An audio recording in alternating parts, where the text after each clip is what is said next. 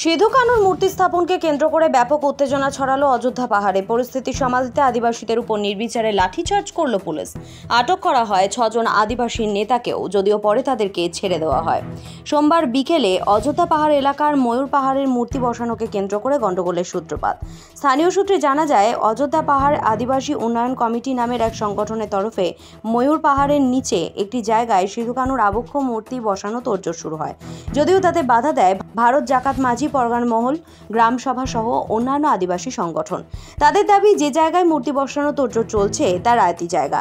মূর্তি যদি বসাতেই হয় তাহলে পাহাড়ের কোনো মোড়ে কিংবা সরকারি জমিতে মূর্তি বসানো হোক।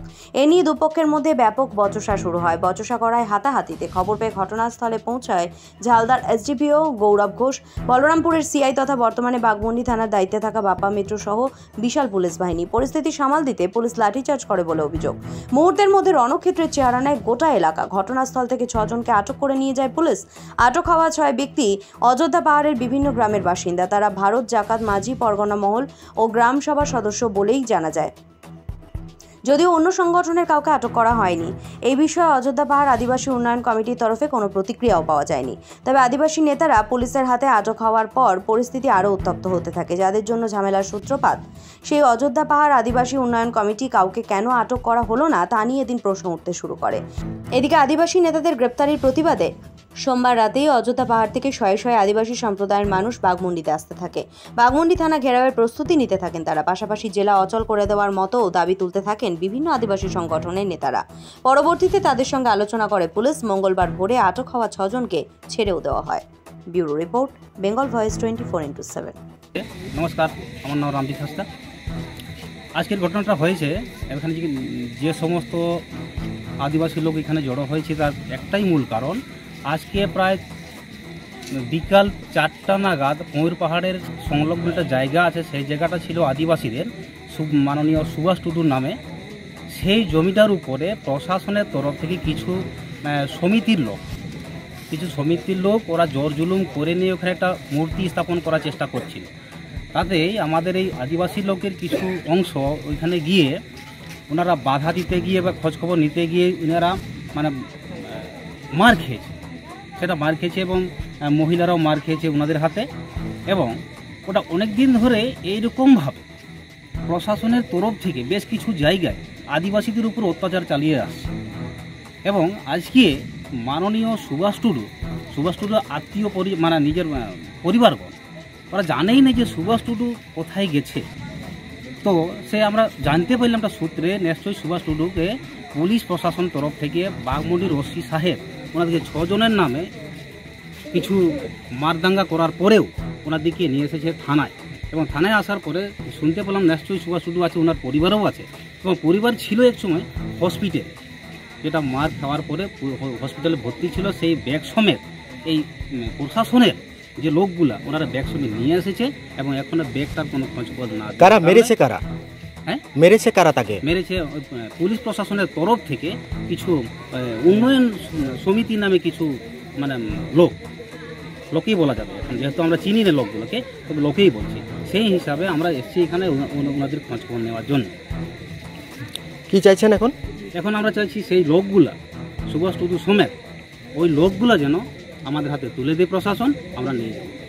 যদি না দেই আমাদের হাতে, তাহলে আমরা আগামীকাল ভোর না হতে আমরা বৃহত্তর আন্দোলনে ঝাঁপিয়ে পড়ব এবং এমন আন্দোলন করব এবং অযোধ্যা পাহাড়ে যে সমস্ত রাস্তাঘাট আছে সমস্ত রাস্তাঘাট সকাল ভোর না হতে আমরা জাম করে দেব।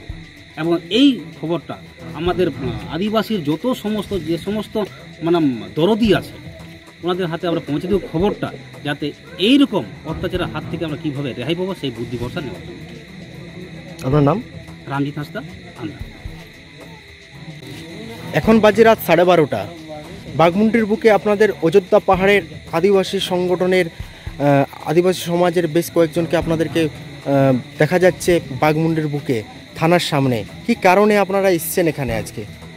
নমস্কার। আমরা যে কারণে এসেছি, এখানে আমরা ছেলে, মা, মেয়ে, বোন নিয়ে এখানে ধর্ণা করছি এই কারণে যে অযোধ্যা পাহাড়ের উপরে আজকে প্রায় 3:30 দিকটায় ওই যে ময়ূর পাহাড়ের সামনে আদিবাসী জমির উপর কিছু একটা জার্সি পরা উন্নয়ন কমিটি নামক ব্যক্তি ও পুলিশ প্রশাসন একটা জবরদখল চালায়। তার জবাব চাইতে আমাদের আদিবাসী বাঁচাও প্রকৃতি বাঁচাও মঞ্চ ও ভারত জাকাত মাঝি পারগানা মহলের কিছু আমাদের মেম্বার যায় জিজ্ঞাসাবাদ করতে যে কেন আপনারা এখানে জবরদখল করার চেষ্টা করছেন বা জমির মালিককে ইনফরমেশন দিয়েছেন কিনা। সেই জবাব নিতে গিয়ে তারা ওই পুলিশ বর্বর আচরণের মধ্যে পড়ে যায়, মানে ব্যাপক আকারে শুধু মার খায়, মা বোনেরার উপর পুলিশ হাত লাগায় এবং টেনে হিঁচড়ে করে থানায় নিয়ে এসেছে 6 জনকে, অর্থাৎ নকুল বাসকে ভারত জাকাত মাঝি পারগানা মহল বাঘমুন্ডি মুলুকের পারগানা, আর সুনীল টুডু উনিও ভারত জাকাত মাঝি পারগানা মহলের মেম্বার। তারপরে আছে আমাদের মদন মুর্মু আর রঘুনাথ হেমব্রম মাতকমডি, তারপরে সোমচাঁদ সরেন ছাতনি, মোট 6 জনকে নিয়ে এসেছে এই বাঘমুন্ডি থানা। তাদের এই বাড়ির লোক জানে না যে আমাদের বাড়ির লোক কোথায় গেল। সেই কিছু না জানার জন্য আমরা এখানে থানায় এসেছি যে আপনারা কেন অ্যারেস্ট করে নিয়ে এসেছেন, যদি অ্যারেস্ট করে নিয়ে এসেছেন কেন নিয়ে এসেছেন তার উত্তর নিতে চাইছি এবং জবাব চাইছি, এবং তাদেরকে আমরা ছাড়াই নিয়ে সঙ্গে করে নিয়ে যাওয়ার চেষ্টা করতে এসেছি।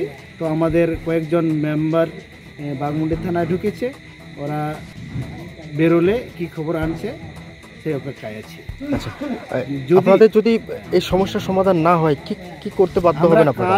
কাল সকাল আগামী 24/6/2025 তারিখে আমরা পুরা অযোধ্যাকে বন্ধ করার ডাক দেব এবং পুরুলিয়া জেলা তথা আমাদের পশ্চিমবাংলা আমাদের সংগঠনের যত লোক আছে সবাইকে আমরা জড়ো করে পুরুলিয়া জেলাটাকে স্তব্ধ করার চেষ্টা করব এবং জবাব চাইব প্রশাসনের কাছ থেকে কেন এরকমভাবে আচরণ করেছেন আদিবাসীদের জমির উপর।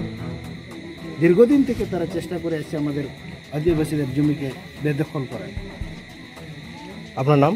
গুলন মুর্মু, ভারত জাকাত মাঝি পারগানা মহল, আজুদিয়া পীর পারগানা।